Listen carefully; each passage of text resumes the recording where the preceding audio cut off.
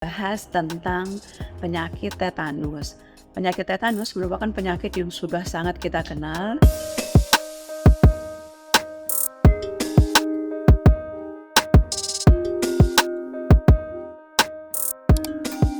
Bertemu lagi bersama saya Dr. Sarifah dari Klinik Pasadena.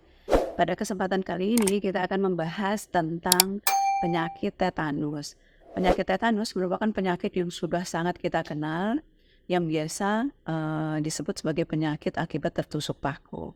Nah, penyakit tetanus merupakan penyakit kerusakan pada sistem saraf yang diakibatkan adanya bakteri Clostridium tetani yang masuk ke dalam tubuh kita.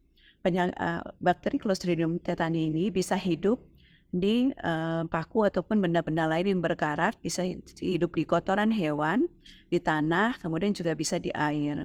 Jadi Clostridium tetani ini bisa masuk ke tubuh kita melalui ada goresan dengan benda-benda logam yang berkarat ataupun ada luka yang kemudian kita menginjak kotoran hewan ataupun tanah yang terinfeksi, yang sudah ada Clostridium tetaninya.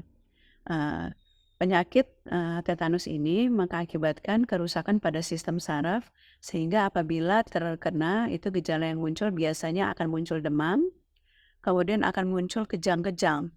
Kejang-kejang bahkan bisa mengakibatkan kematian akibat kerusakan parah pada sistem saraf pusat. Apabila kita terkena luka yang diakibatkan oleh logam yang berkarat ataupun kena tanah ataupun kotoran hewan, apa yang bisa kita lakukan di rumah untuk mencegah penyakit tetanus ini? Yang pertama, bersikap tenang, kemudian singkirkan, bersihkan logam-logam yang masih melekat, bersihkannya dengan air mengalir selama 15 menit, boleh diberikan sabun batang.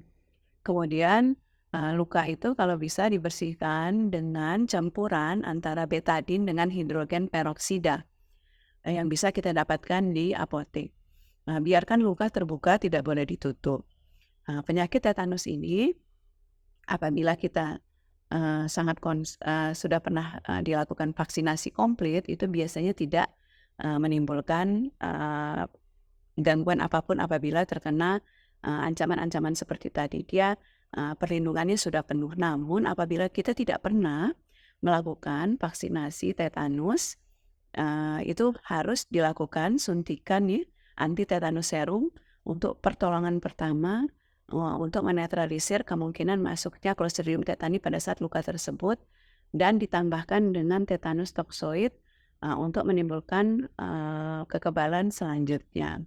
Jadi perlindungan utama untuk tetanus itu yang utama adalah mencegah agar tidak terkena luka dengan proteksi yang baik di kaki biasanya ya, ataupun di tangan kita.